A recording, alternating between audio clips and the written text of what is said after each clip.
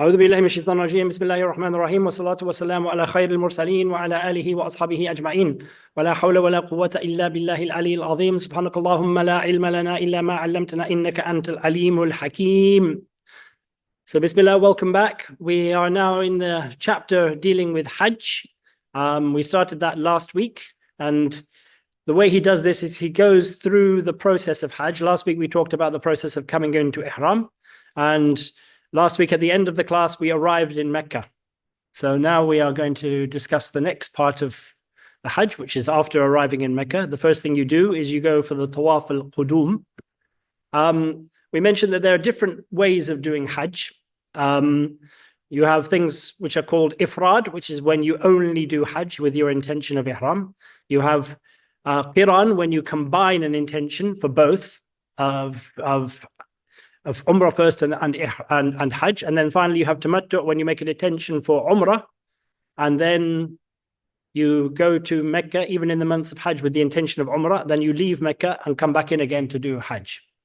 So in all of these things, whether it's Hajj, when it's Hajj, you do a Tawaf al-Qudum. When it's Tamattu, Umrah, basically you have your Tawaf of Umrah that you do when you arrive. But for Hajj, it's called the Tawaf al-Qudum, and it's a wajib part of Hajj. It's an obligatory part of Hajj, which means that you can, if you miss it, you can make it up by doing a sacrifice. There are things which are called the wajibat, that you can make up by a sacrifice, and things which are called the arkan, the pillars, as in the, people know this term from the 5 pillars, the arkan of Hajj, which are the 4 things that you can't make up with a sacrifice. And we went through Ihram last week. Today we're going through Tawaf, although this is not the Tawaf that is one of the pillars. The Tawaf that is a pillar is the Tawaf al-Ifadah, which is the one that comes on the day of Nahr. But we'll go through the process of Tawaf because it's the same for every Tawaf that you do, whether it's an obligatory Tawaf like this one, or it's a daily Tawaf. For example, you just want to greet the house of Allah, you do the same process. Or it's a recommended Tawaf, like the Tawaf of saying goodbye to Mecca when you leave Mecca. Or it's a pillar Tawaf, which is the Tawaf al-Ifadah. They all have the same form. So he says here, you start. Well, first, let's say the conditions that you have to be in to do Tawaf. Tawaf is basically the same as prayer in terms of the conditions. The Messenger of Allah ﷺ said, "At-tawafu hawl al-bayt mithlu as-salati illa annakum tatakallamuna fihi."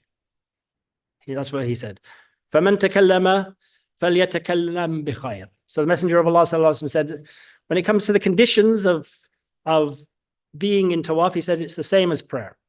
Everything that applies to prayer applies to Tawaf, except for the fact that you're allowed to speak while you're doing Tawaf.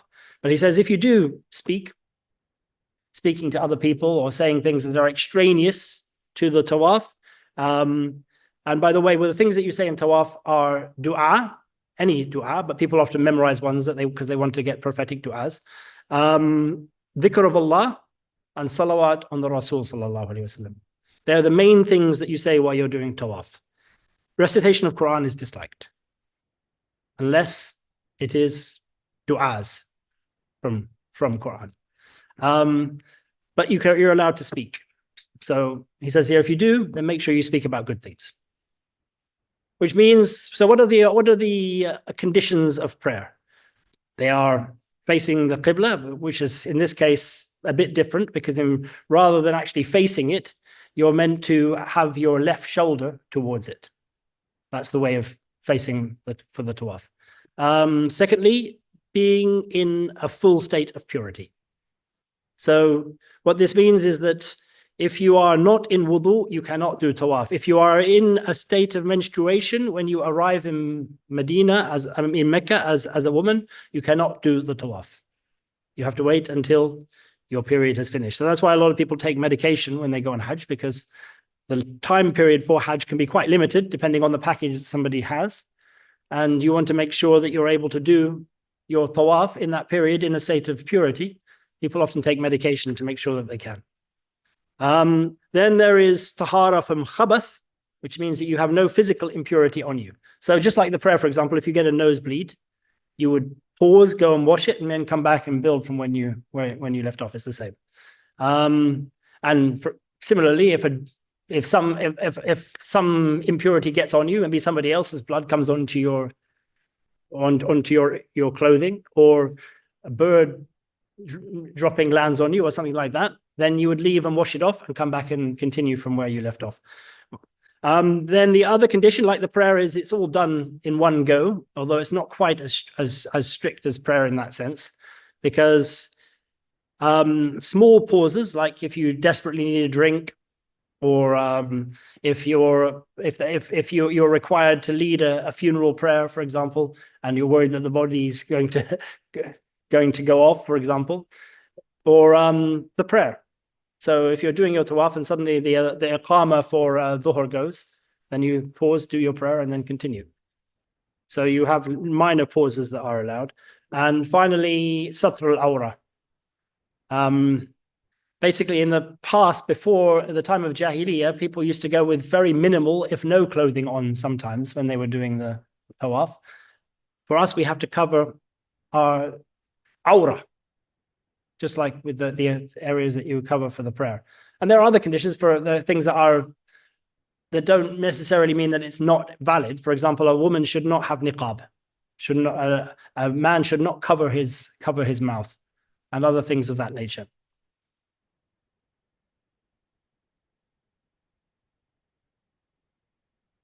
فَيَسْتَلِمُ الْحَجَرُ الْأَسْوَدِ بِفِيهِ إِنْ قَدَرَ. So the way you start tawaf is you go to the black stone first.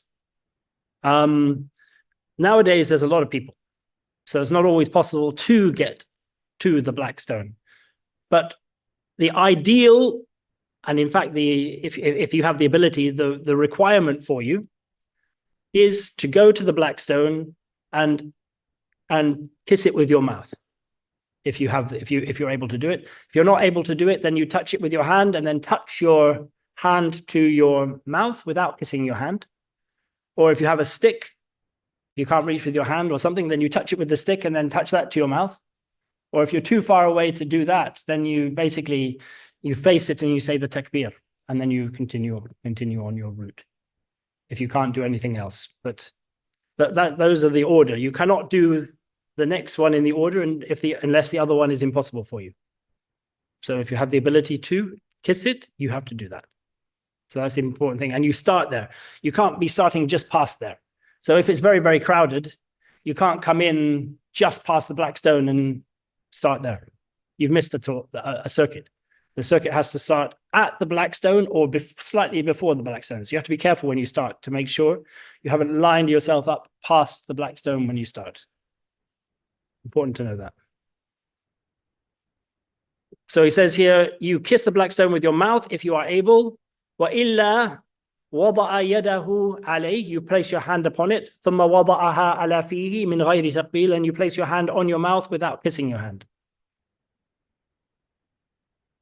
Then I mentioned the other ones, that you do it with the stick, or you do it by simply saying a takbir and doing nothing with your hand or your mouth. ثُمَّ يَطُوفُ. Then you do your tawaf. You start your circuits. وَالْبَيْتُ عَلَى يَسَارِهِ. So you're basically going anti-clockwise.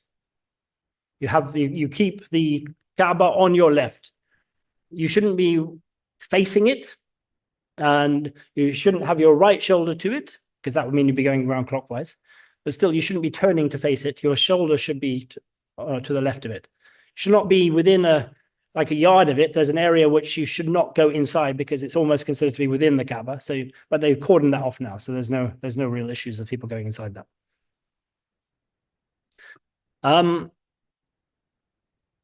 There's another thing I should mention beforehand. The amount of circuits is 7, as everybody knows. But if you deliberately do more than 7, the whole thing is invalidated. So, I mean, if you do it because you're unsure whether one was correct, then that's okay. But if somebody thinks, okay, I'm just going to continue doing them, it doesn't count. Yeah, basically. So if you do it by mistake, then it's the same as prayer. If it's invalidated if you do 14, double the amount.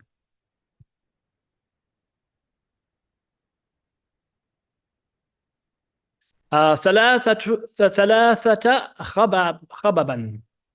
So you do 7 circuits, starting at the black stone, having kissed the black stone if you're able, and you do if you're a man, you do the first 3 at a jog or a slight jog. Basically, they describe khabab as when you're walking, your shoulders are quite level. But when you start moving faster, your shoulders can go up and down a bit, as like when you're running. So khabab is when your shoulders start to sort of come up and down a bit. So it's a bit faster than a normal walk, and maybe not a full run, but it's like a jog, basically. And you only do this if you're able to do it, and it's a sunnah to do this. If you don't do it, that does not mean that you have invalidated it. That does not mean you have to do a sacrifice, but you have left the sunnah of the Rasul sallallahu alaihi wasallam. And the Messenger of Allah sallallahu alaihi wasallam, in fact, instructed this is for obligatory tawafs, not every tawaf. If you're doing the daily ones where you greet the Kaaba, you don't do this. And the Messenger of Allah sallallahu alaihi wasallam told his people to do this to show off their strength, basically.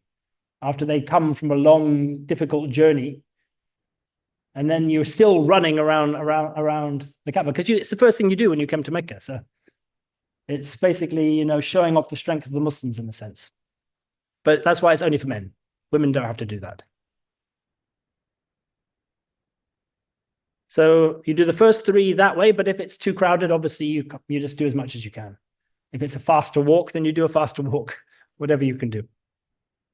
ثم أربعة مشيا. Then you do 4 more walking. So the first 3 are almost running, and then the next 4 are walking. And another important point is, although it's permitted to do tawaf on horseback and tawaf in, being carried by somebody and so on, you're only allowed to do that in an obligatory tawaf if you don't have the capacity to walk. If you don't walk having the capacity, you're strong enough to walk, and yet you have somebody carry you on a palanquin or whatever it is, then you have to do a sacrifice to make up for it.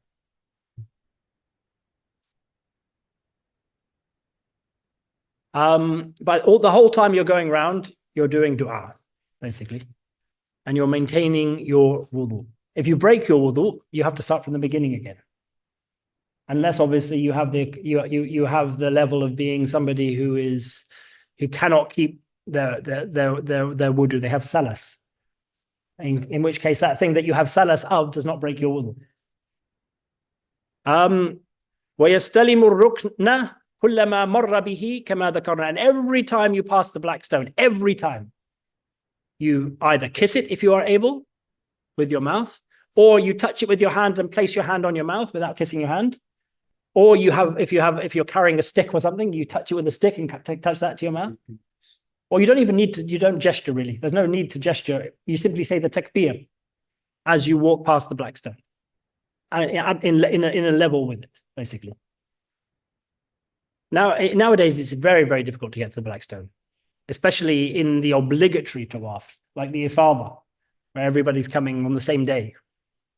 If you come early enough, then maybe it's possible. I'm saying if you come, say, straight after Ramadan, which is one of the months of Hajj, then it might be possible. But otherwise, it's very, very, very difficult. He says here, so you do what we said, as we mentioned before, where you kabbir and you say the takbir. So this is something you should have said the first time as well. He didn't mention it. You say the takbir after you've kissed it and you move on. You say the takbir. Allahu Akbar. وَلَا يَسْتَلِمُ الرُّكْنَ الْيَمَانِ بِفِيهِ. And there is another corner of the mosque, which is the one that precedes the corner after which the black stone is, which is called the Yemeni corner. So as you're coming around, it's like the final corner before you get to the corner just after which the black stone is. And that one, you are also meant to sort of touch it, that corner of the house, but you don't kiss it. You don't put your mouth on it. You simply do what you do with the black stone if you're not able to kiss it, which is touch it and place your hand on your mouth. So there's 2, and it's disliked to do it with the other corners of the mosque, of the house. Just those 2. Just that corner and the black stone, which is immediately after the black stone corner. So it says here, you don't kiss it with your mouth, وَلَكِنْ بِيَدِهِ, but with your hand, then you place it يضعها على فيه, on your mouth, من غير تقبيل, without kissing your hand.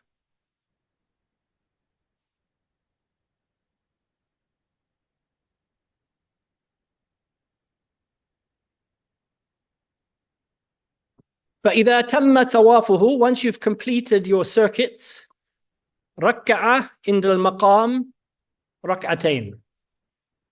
So you complete it once you've reached the black stone, and then on the same side that the black stone is the maqam of Ibrahim, which is a little bit back, 6 or 7 meters or however far it is, back from the house. You go to the other side of that and you do your 2 rakats. If you can do it in the maqam, you do it in the maqam, but that's not possible. So then you do it, unless you're very lucky, you do it in that area. And this is a very vitally important part of your tawaf. It's some people say it's sunnah, other people say it's wajib, but the stronger position is that it's wajib, and your tawaf is not valid without these 2 rakats. So if you lose your wudu after finishing the circuits before doing the 2 rakats, that you have to start the tawaf again. If you forget to do them and go off somewhere else and a long time has passed, then you have to start again. If a short time has passed, you can come back and finish. But a long time has passed, enough time that you're engaging in other things. So this is basically the seal of the tawaf. Your tawaf is not valid unless you seal it with these 2 rak'ats. So basically that's the end of the thing. But then, because now you finished, you did your final kissing of the stone, and then you went and did your rak'ats. But now it's recommended to go back to the black stone again. And this is to say goodbye to the house, basically, before you leave for your sa'i. So basically, the mosque proper, Safa and Marwa, used to be outside of the mosque proper. I think it might be within what's called the mosque now, potentially. I don't know. Because it's massively increased. Yeah. So basically, it was outside of the mosque, which meant that people, for example, women in menstruation could have done Safa and Marwa. Although there's no way you can do it unless you do it for it to count as part of your Hajj, unless you do it after a tawaf that's obligatory. It has to be connected. So basically, here he's describing what you should do if you come doing ifrad or qiran to Hajj. We're not talking about tamattu, although the same thing would apply with tamattu because you're doing your umrah when you arrive. So this would also count. So immediately upon finishing those 2 rakats, you get up, you go back to the black stone if you can, or maybe you just sort of gesture to the black stone or whatever it is. You kiss it, then you leave through the gate of Safa to go to Safa. So he says here, ثُمَّ يَخْرُجُ إِلَى الصَّفَا. Then you go out to Safa. Safa was the name of a hill in Mecca. There's 2 hills that are fairly close-ish to each other, Safa and Marwa. They're well known because Sidna Ibrahim alayhi salam obviously was rushing between them to look for water, looking off one hill and looking off the other, which is where this practice partially comes from. So we go out to Safa, and then we go up Mount Safa to the top, and then you face in the direction of where you can see the Kaaba if you can, and then you stand there and make dua. This is not an obligation, by the way. Going up to the top of Safa and making dua are both things that are sunnah. They're both things that are sunnah. And so when it's very busy, women especially are not actually encouraged to go to the top. They can stop at the bottom when it's really crowded. But men, it's sunnah for them always to try and get to the top if they can of Safa. Then you stand there, you do your dua. فَيَقِفُ عَلَيْهِ لِلدُّعَاء. When I say dua in the tawaf and I say dua here in Safa and Marwa, there's no particular duas. It should be dua in the sense that you're calling on Allah. You can memorize particular duas, but I don't think it is better to memorize duas and not know what they mean than to have duas that you do know what you mean, even if they are not in Arabic, because you're allowed to speak and make those duas that you really mean. As I said, it's not the same as the prayer. You're allowed to speak in it, in tawaf. So that means you can say things in other languages, unlike with the prayer where you're using the language of ibadah, which is Arabic. فَيَقِفُ عَلَيْهِ لِلدُّعَاء, for a short time, not for a long time. And by dua, it doesn't just mean dua, but as I said, it also means saying La ilaha illallah, saying takbir, saying subhanallah, saying salawat on the Rasul sallallahu alaihi wasallam. Everything bar doing Quran. ثُمَّ يَسْعَى إِلَى الْمَرْوَى. So then you walk to Marwa. It's called the sa'i because it was basically sort of setting out. As I said, there was setting backwards and forwards with Sayyidina Ibrahim alayhi salam. There's different words that are used for setting out here. You'll find sometimes it's dafa, sometimes it's sa'i, sometimes it's mashi. They're all basically being used to mean the same thing. Dafa'a is to push off. So that's used when you leave Arafat, for example. But it's the same sort of thing. You're basically mainly walking here. It's no more than a walk. It doesn't mean that it doesn't mean that you're running here. Then you go to Marwa, وَيَخُبُّ فِي بَطْنِ الْمَسِيلِ. Then in the middle of a masil is a place where things flow through, but there's an area between two red lines, basically, that's known. You sort of run through that particular area, or not fully running, like jogging if you're a man, again. And then only for that bit. You walk with waqar, with gravitas, and sakina for the rest of it. And then you quickly hurry through that little bit, and then you go back to being sedate and walking with gravitas, the whole time doing dua. يَفْعَلُ ذَلِكَ سَبْعَ مَرَّاتٍ. You do that 7 times. Oh no, so he says here, فَإِذَا أَتَى الْمَرْوَةِ وَقَفَ عَلَيْهِ لِلدُّعَاء. When you reach Marwa, again you go up to the top, stand facing towards the Kaaba and make your du'as, basically where you can see it from, although I don't know with the current buildings how possible that is. Then you stand again for a short while, make dua. Then you go back down again and you go back and you do that. You make the journey 7 times. So not 7 times there and back, but 1, 2, 3, 4, 5, 6, 7. So you end up on Marwa. And that means that you've stood on each of them 4 times. Because you stood to start with on Safa, then you went back up to Safa 3 times, and then you reach Marwa 4 times. So you've stood on each of them 4 times. So he says here, ثم يسعى إلى الصفا يفعل ذلك 7 مرات. You do that 7 times. فيقف بذلك 4 وقفات على الصفا و4 على المروة. You stand 4 times on Safa and 4 times on Marwa. So basically, this is the end of your Umrah, if you're doing Umrah. And this is basically now a pause point in your Hajj. You've done the first 2 pillars of Hajj. And for this period when you're doing Tawaf, and for this period you're doing Safa and Marwa, you stop doing Talbiyah. Allahumma labbaik. Allahumma labbaik is something that you do right up until you enter Mecca. Then you go straight away to do the Tawaf and the Sa'i. You don't do it during that period. Then after you finish this Sa'i, you go back to doing it again. Not constantly, as I said last week, but with regularly when sort of circumstances change or when you go into new situations. And you continue now doing this until you arrive at Arafat, this talbiyah. If you're doing Umrah, you would leave your ihram, basically.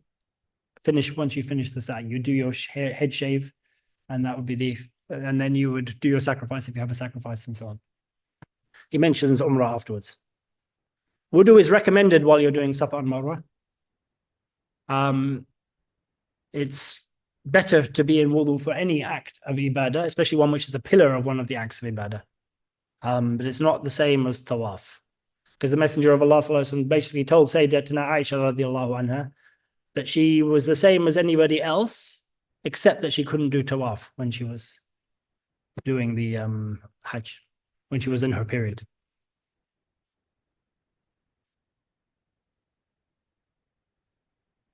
ثم يخرج يوم التروية.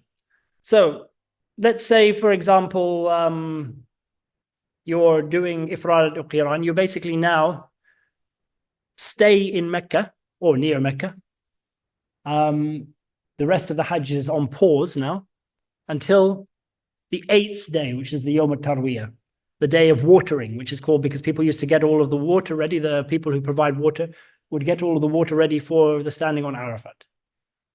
So this is the 8th day.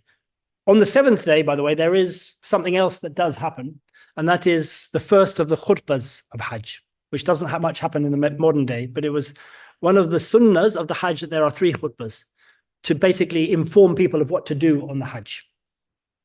So basically on the 7th day, the Imam should go to the mosque, pray Dhuhr, and then give a khutbah in which he tells people about going the next day to Mina and what they do, what they do at Mina, the prayers that they have to pray there, and then heading off from there to Arafat.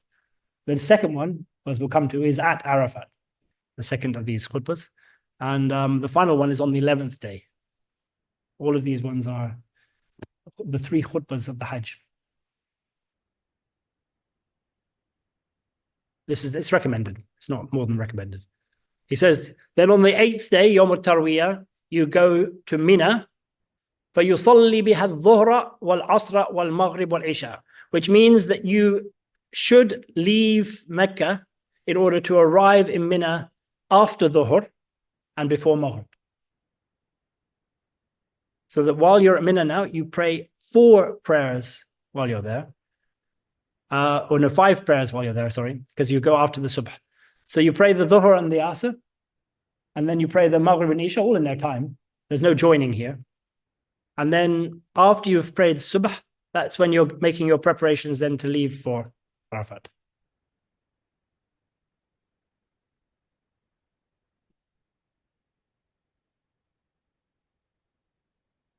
ثم يمضي إلى عرفات. Then you head off to Arafat. He uses the plural here. You'll see this often that they either refer to Arafah with a singular or Arafat with a plural, because each part of Arafah is known as Arafah. So you could refer to it as a plural because every place that person stands is known as Arafah. They say that it's because it's the place that Sidna Ibrahim alayhi salam was taught the rites of Hajj, and that Jibreel alayhi salam, once he had taught him them, would say, Araft, you know it now. So Arafah.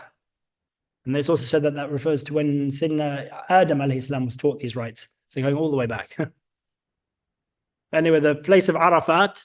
So basically now you've left Mina. Mina was called that because it said that it was where Sidna Ibrahim alayhi salam tamanna, hoped for Allah subhanahu wa ta'ala to ransom his son, or to spare him the need of having to sacrifice his son. So that's a Mina. That's the place of sacrifice, Mina. ثم يمضي إلى عرفات ولا يضع التلبية, and you do not stop doing talbiyah. In other words, throughout this time, from the moment you finished your sa'i, you're continuing to do talbiyah, and you don't stop doing the talbiyah. في هذا كله, in any of these things that we've talked about so far, حتى تزول الشمس من يوم عرفة, until the noon has passed, the sun has passed its zenith on the day of Arafah. So until midday on the day of Arafat. So basically, you're seeking to arrive at Arafat at midday, or close to midday, just after midday, and then you go straight to Yaruha ila Musallaha, to Masjid Namira, as it's called. Because what you'll find when you look at this, especially when it refers to Arafat and what comes after Arafat, is that you should be doing this all now with an imam. So when you arrive at Arafat, this is not possible now in the modern era with millions of people doing that. But what would happen then was you would go to the place where the imam is going to do the khutbah and join the prayers, the Masjid Namira, and then you would pray with him and listen to the khutbah. Then you would go with him when he went to the place where they would stand, which was usually at the foot of Mount Rahma. There's a place where there were boulders and things. That was where they would often do it. Although he says that Messenger of Allah said the whole of Arafah is a place where you can stand. And then you would spend that time with the imam, standing while the imam is standing there. And then when the imam leaves after Maghrib, you would go with the imam. And then you would go with him all the way to Muzdalifah and pray with him at Muzdalifah. And then after you've done that Muzdalifah, then you would go to the Mash'ar al-Haram, which is a place within Muzdalifah where you would stand doing dua until close to sunrise with the imam.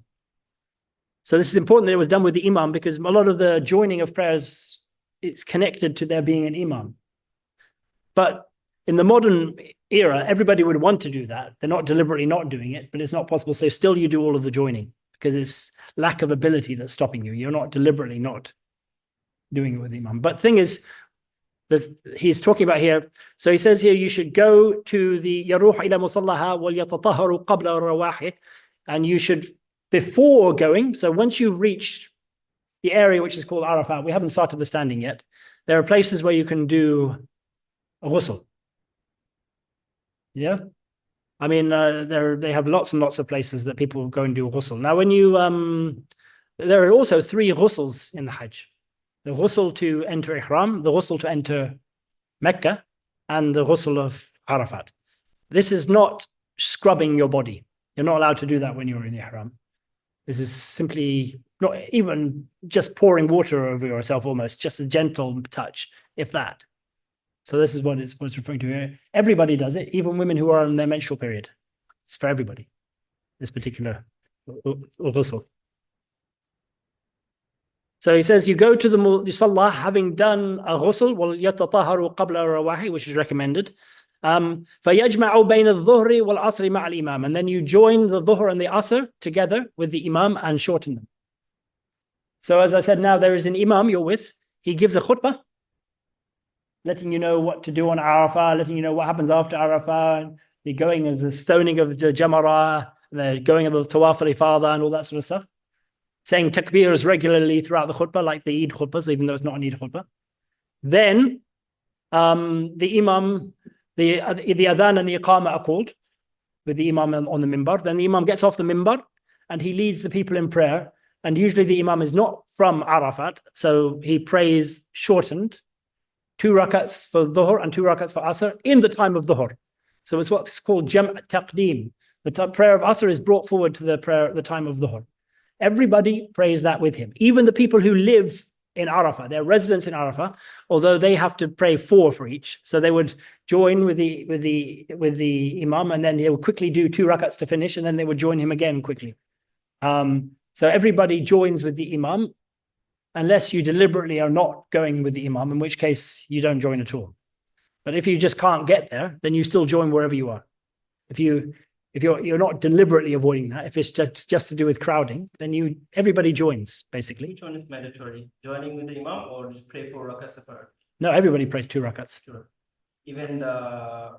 Apart from the residents, apart from residents. And residents means residents of Arafah, not residents of Mecca. Yeah. And so, yeah, you do, neither of them is mandatory. But, you know, shortening the prayer is a sunnah mu'akkada with us. So strongly emphasize sunnah. And joining the prayer is a sunnah here with the imam. So that's what I said. But he says, even if you can't get there where the imam is, you still join if it's a lack of ability to get there. So it's not an obligation. If you're deliberately avoiding the imam, then you pray each prayer in its time, but nobody does that. So I mean, it's not really a important point. ثم يروح معه إلى موقف عرفة. Then you leave him, so he finishes, says Assalamu alaikum. He gets up, heads out. People follow the imam to where the standing is. And as I said, there's a huge, massive plain. Arafat is a massive place. But in the time of the Rasul Sallallahu Alaihi Wasallam, the Rasul would always go to the foot, or he did on the Hajjatul Wada, the foot of Mount Rahmah, and would stand there. And that's where the imam, usually, even probably today, goes and takes the people who are able to go with him.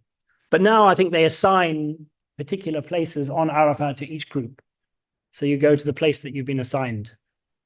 And then you stand with him, and you basically, it's recommended that you continue to stand for as long as you're there if you can.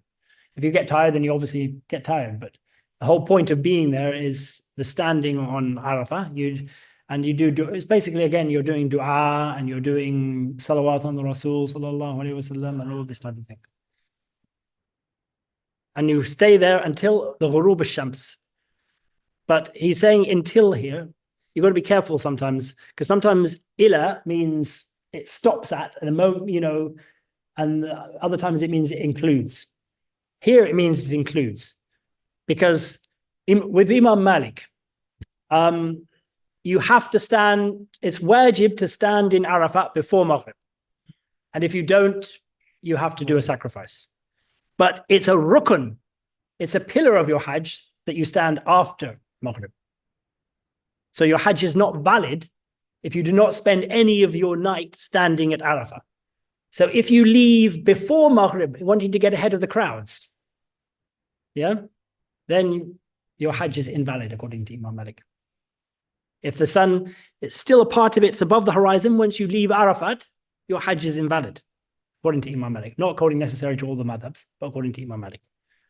So he considered that to invalidate your Hajj. So if you did that, you left, then if you remember during the night that you thought, oh my gosh, I might have left before Maghrib, then you have to head back and make sure you are on Arafat, at least for a moment, just to have some sakina. Although even passing through with the intention is enough. If you walk through Arafat with the intention of standing on Arafat, that's enough. But you should stop and have some sakina, then you have to do that. But if you don't do that, then you have not fulfilled, and then your Hajj won't be valid. You have to come back the next year to make it up. There was also the thing now where, what about the timing of the day of Arafat, when the moon sighting can be a bit iffy? So some of the scholars used to say that when there is doubt as to when the month started, you should try and go on another night as well to make sure that you've stood on Arafat. But others say even if it's wrong, you're not held accountable and your Hajj is valid. And that's the easiest position, really. فَيَقِفُ مَعَهُ إِلَى غُرُوبِ الشَّمْسِ. So when he says until the setting of the sun, it means until the sun has completely set. In other words, you have to wait until the sun has finished setting. Then he says here, ثُمَّ يَدْفَعُ بِدَفْعِهِ. Then you leave with his leaving. Again with the Imam. Because, as I said, we're joining prayers here, and we're having joint prayers in Arafat and joint prayers in Muzdalifah. So in the past, there were small enough groups of people doing Hajj, even if it was tens of thousands, that you could be in the company of the Imam. And that's the best way of doing Hajj. But still, it doesn't invalidate your Hajj if you've left before the Imam, but you should wait for the Imam to go and then go when he goes. That's the best way of doing it. I don't know how it's done now, but because there was a one khutbah. So you had one khutbah on Arafat. So there was generally just one Imam. Like it was usually the Khalifa of the Muslims in the past, or whoever they put in charge of leading the Hajj, because the Hajj was a led thing. It was done with a jama'ah. It wasn't, everybody just simply individuals.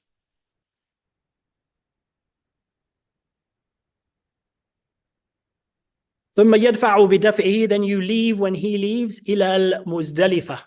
You go to Muzdalifah, which is a known place that's on the road between Arafat and Mina. فَيُصَلِّي مَعَهُ بِالْمُزْدَلِفَةِ الْمَغْرِبِ وَالْعِشَاءِ وَالصُّبْحِ. So when you get to Muzdalifah, you pray 3 prayers with him. 2 that are joined together and 1 which is prayed in its time. Maghrib and Isha are joined at Muzdalifah when you go there with the Imam. But even if you try to go with the Imam, but you're unable to keep up with him, which is now often the case. So you would pray both of these prayers in the time of Isha. You're not allowed to pray them before Isha, because there are Jam'a, Taqkhir, when you delay the Jam'a. So you would pray the Maghrib and Isha together. In other words, you don't pray Maghrib, even though the sun has set while you're still in Arafat. You don't pray in Arafat. You leave, even though you're delaying now Maghrib. And however you're going, train, walking, whatever you're doing, you go to Muzdalifah. Now we have a problem now that there's so many people on Hajj that sometimes people waiting for their bus to go, because they have buses, will sometimes arrive in Muzdalifah after Fajr. Sometimes even later. So obviously that's something you can't really cope with. Yeah. So if that's going to be the case and you're not going to be, then you join wherever you can join, even if it's not in Muzdalifah. You would join your prayers together after leaving, even if you have to join it basically waiting for your bus. You've left Arafat though, but you're now waiting for your bus. you join there if you can't get to Muzdalifah in time and you're going to completely miss the times of the prayers. Well, you've left Arafat basically after Maghrib. So it's better to, well, you don't have to, but I mean, it's not going to invalidate the prayer. I mean, if you're somebody who is not going and doing it with the Imam, then you might pray Maghrib in Arafat and then Isha wherever you do later. But the whole thing of the Hajj is to try and get to Muzdalifah. So you make the effort of getting to Muzdalifah in order to do the joining there, which is a sunnah. If it turns out you can't do it, you should have left it. You're not just hanging around in Arafat. Although there were people who used to do their Hajj, very, very quick Hajj.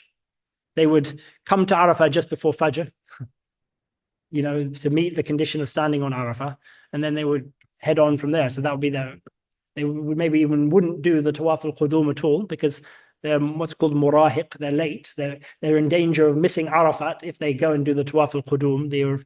So they would go straight to Arafat, and then they would go and do their stoning of Aqaba. Then they would go straight to Mecca, do their Tawaf al-Ifadah and their thing, and they're basically now that's the Hajj apart from the stoning now. So this was like the mini Hajj that some people might do. There are sacrifices that are attached to deliberately doing that. You pray Isha and then you pray Subh with the Imam again. It's recommended to stay the night in Muzdalifah. It's wajib to arrive in Muzdalifah before the people have left. Some say before the Fajr. So if you don't do that at all, then your Hajj is fine, but you have to do a sacrifice to make it up because you haven't gone to Muzdalifah. So there are issues now with the way they do Hajj, but they now basically require every Hajj package to have a sacrifice often as included in the package. So I suppose that's because they know things like that are likely to occur. ثم يقف معه, so you pray the subh with the Imam at the beginning of the time of subh. ثم يقف معه بالمشعر الحرام. Then you stand with him at a place called al-Mash'ar al-Haram, which is in Muzdalifah. So he says, يوم إذن بها, you're on that day in Muzdalifah, you stand with the Imam at the Mash'ar al-Haram. The place was called that because that's where, in the time before Islam, the people who were bringing their sacrifices, the non-Muslims, would often do ish'ar, which is when you basically mark your animal for the one that's going to be sacrificed, then you have to sacrifice that particular animal because you've put the mark that is the sacrificial animal. It's called ish'ar. But you also recommended to pick up your stones now at Muzdalifah. So you obviously need 7 for the first day for the stoning of Aqaba. And then if you're staying 2 days, then you need 21 for each day. Or if you're staying 3 days, you would need 21 for each day. So that would be either 49 or 70 altogether. Some people often take a few extra just in case they drop some. Yeah. Yeah. But again, you can pick them up from other places. It's recommended to pick it up there, but you can pick it up elsewhere.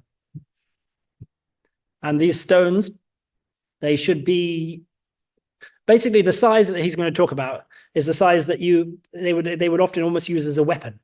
You could put on your finger and you would flick with your thumb, which was a particular size of stone that could actually damage somebody's eye, or almost like a catapult-sized one. So basically, that's sort of like little bit, maybe a good-sized date pip, or a good-sized bean, or something like that, but not something massive, not like a pea. A pea is too small; it wouldn't be valid if you took a pea. No, it would have to be a proper stone, which is basically, maybe like that, something like that. You shouldn't go for massive ones because it can hurt people.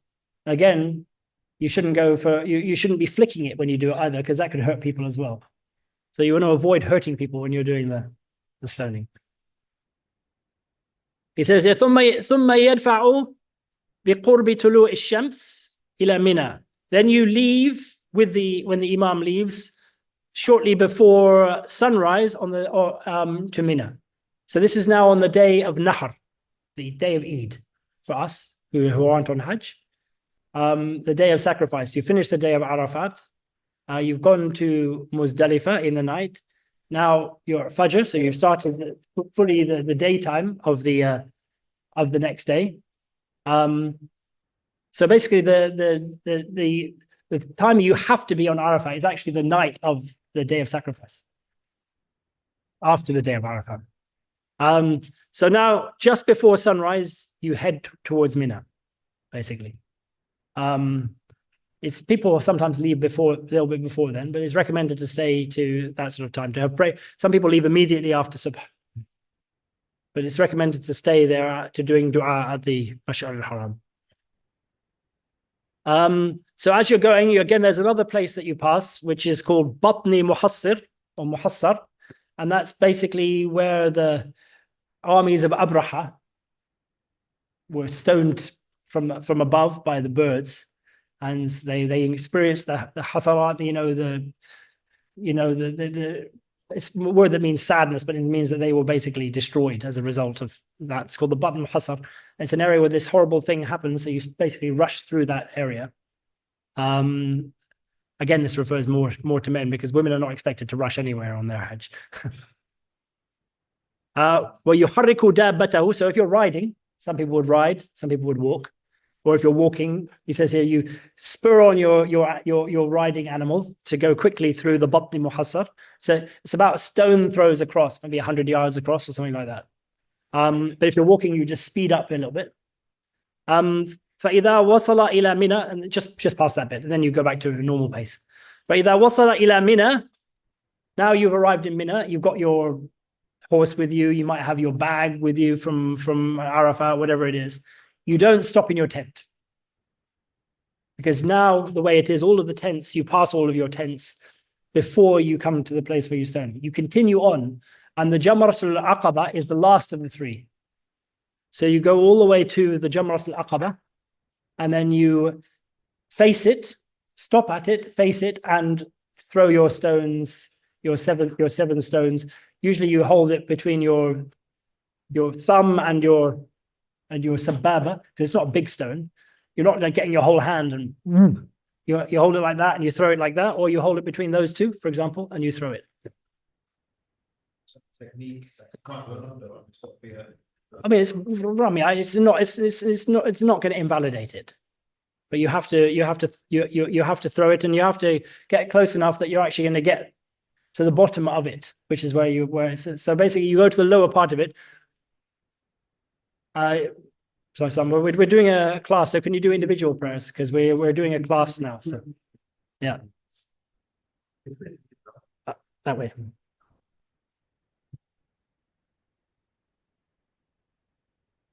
فإذا وصل إلى منى رمى جمرة العقبة بسبع حصيات.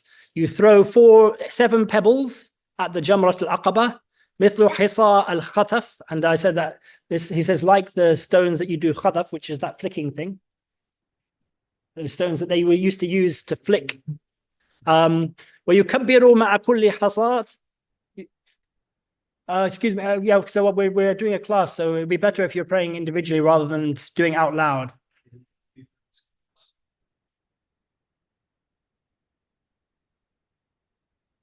وَيُكَبِّرُ مَعَ كُلِّ حِصَى. You say the takbir when you throw through each pebble at the same time. So as you're throwing it, Allahu Akbar. Allahu Akbar. You do it one after the other. You don't sort of throw one, then stop for a while, have a rest, and then no, you do it all one after the other. Thumma, now you've done that, you go on. You don't stop after them to do dua like you do on the other days. Not at this stone, not this Jamrah, but the other 2 Jamrah. You then head back to Mina, basically, and you do your nahr, if you have to do nahr, or you have brought one anyway to do it, even if you don't have to do it. And you do that in Mina, because the place of doing nahr is either Mina or Mecca.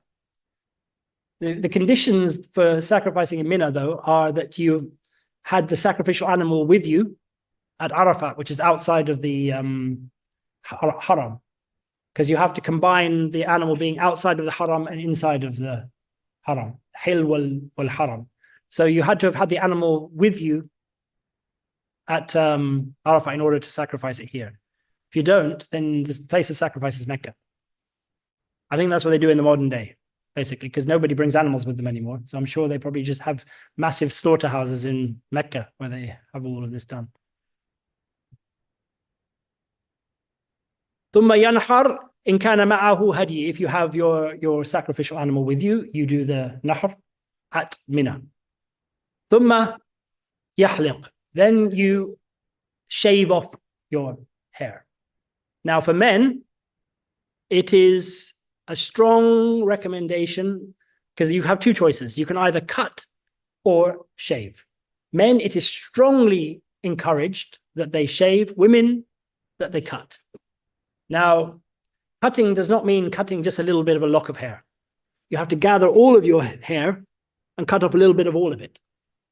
It doesn't mean just cutting off like this, just going. You basically cut off each piece of each hair. So for a woman, that's easy. You basically just gather it all into a bun and just cut a little bit off. But if you've got short hair, that's not, you know, you can't gather it all in one thing. You can't just cut a little bit like that. It's basically almost like a proper haircut. Well, yeah, I mean, obviously, if you by mistake you miss one or other, but you have to try and cut every hair, basically. The shortening is for all the hairs. ثم يأتي البيت فيفيض ويطوف سبعا ويركع. Then you go to the house. So basically now you've finished shaving your hair, because basically the stoning is what's called the lesser tahallul, the lesser leaving of ihram.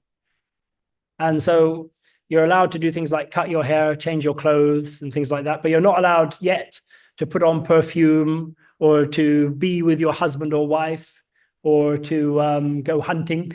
In the past, when people used to, those sorts of things are not allowed. They're still not allowed. They're only allowed after this next one, which is the greater tahallul. He says here, you come to the house of Allah, and which is about Mina is about 7 miles or so from Mecca. So if you're doing the walking one, there's still quite a long way from Mina to Mecca. And then you do your tawaf. This is your pillar. This is the tawaf that you have to do in exactly the same way that we talked about before. Then you do your rak'ats to seal the tawaf, and then you finish. Or if you're doing tamattu, or you didn't have time to do your sa'i before because you were late, then you have to do your sa'i now. So either if you're doing ihram or qiran, you've already done your sa'i, or if you're doing tamattu or you were a bit late, running a bit late, or something else stopped you doing it, such as you were menstruating or something, at the first one, then you do your sa'i now, because it has to be after an obligatory tawaf. But the moment you've finished either the tawaf, if you've already done your sa'i, or the sa'i, if you have to do it then, that's it. You're completely now finished with ihram. You're out of ihram completely. Doesn't mean your hajj is now fully finished, because there are other obligatory but not pillars left. So the day of Nahr, the Eid, the day of Eid for everybody outside, has a specific series of events that should be done in order, have to be done in order. The first one is the stoning of Aqaba. The second one is the sacrifice, if you have a sacrifice to do. The third one is shaving your head, and the fourth one is the tawaf. That's your day of Nahr. Thumma, then what happens is you go back to Mina, making sure you get there before Maghrib. It's important you get there before Maghrib, because you have to spend all of the next nights in Mina. The whole night or the major portion of the night, except in certain circumstances such as shepherds and people who are preparing the watering at Mecca and so on. But majority of people, you have to spend the night in. If you don't, then you have to give a sacrifice. It says, then you qimu bi Mina, then you stay 3 more days in Mina if you are doing the full experience. If you're doing ta'ajil or ta'ajjul, then you would spend 2 more nights in Mina. He says here, فَإِذَا زَالَتِ الشَّمْسِ مِنْ كُلِّ يَوْمٍ مِنْهَا. Oh, there's an important point I should mention, that the best time for the stoning of the first day of the Aqaba is after the sun has passed its zenith, but before you have prayed the Dhuhr. But it's valid if you do it in the morning. These next ones, where you stone the 3, it's not valid if you do it in the morning. You have to do it after noon. It's important. So the first one is valid in the morning, and any time up to Maghrib. And then even after Maghrib, you can make it up if you didn't do it in the day. No, I'm talking about the first one. The second ones, when you're now no longer in ihram, because you have to do them after dhuhr each day and in the daytime. And you have to do them in order. You can't, if you don't do them in order, the one that you brought forward has to be done again, and then all the ones after it. So if you did Aqaba first, then you would have to do all of them again. So he says here, then you spend 3 nights in Mina. When the sun has passed its zenith in its afternoon of each day, you Rama al-Jamrat allati tali Mina. You go and do your stoning of the Jamara that is the closest to Mina, or the closest to the mosque of Mina, the nearest to you. Bisab'i hasayat, you throw 7 stones at that particular one. You kabbiru ma'a kulli hasad, just saying the takbir with each of the throws. Thumma, then what you should do is you should stop after that, just after you finish your first 7, and stop and make some dua or salawat on the Rasul sallallahu alaihi wasallam for a short while. Then you go on, you don't pause for a long time, just a short while. Then you head on to the next one as quickly as you can. So you just stop for a moment, then you go straight on. Now the way they've set it up, it's quite easy to do that now. You go to the next one, you do your throwing, you try and get close so you can actually get it into the area that you have to throw. Or they're quite large, these sections.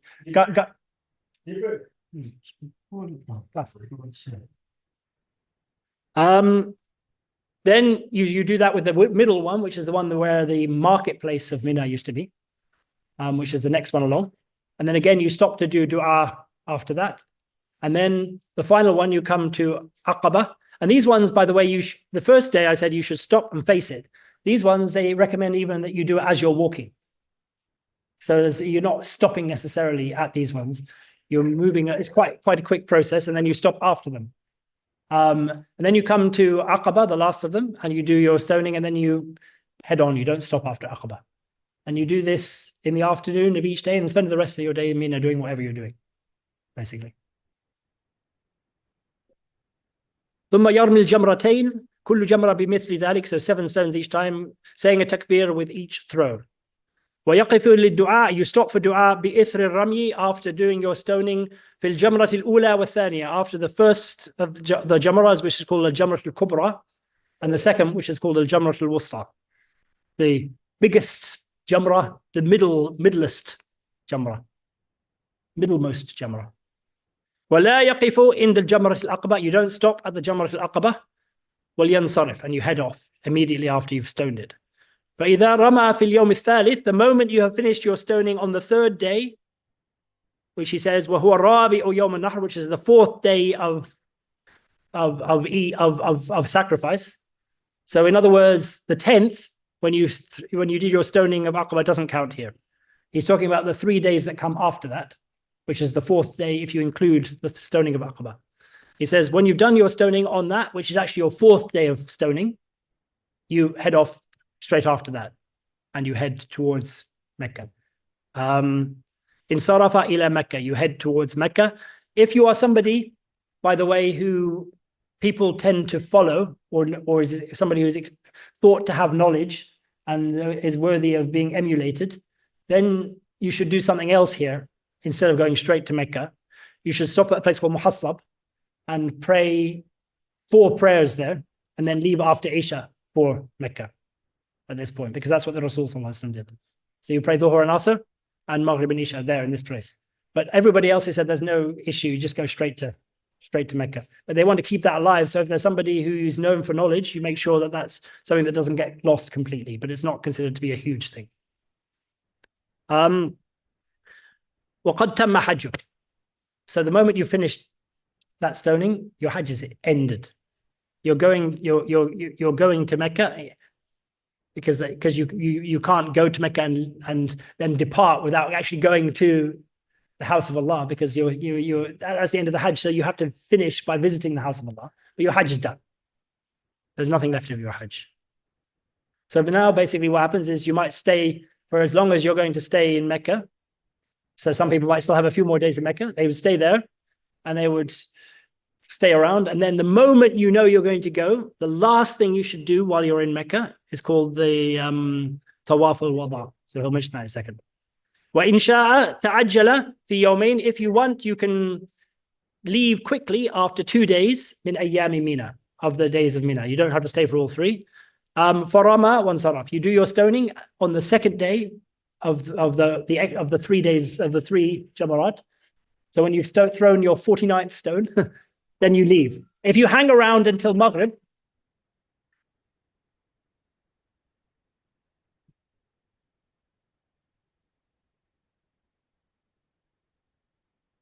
if you hang around until Maghrib, then you can't go.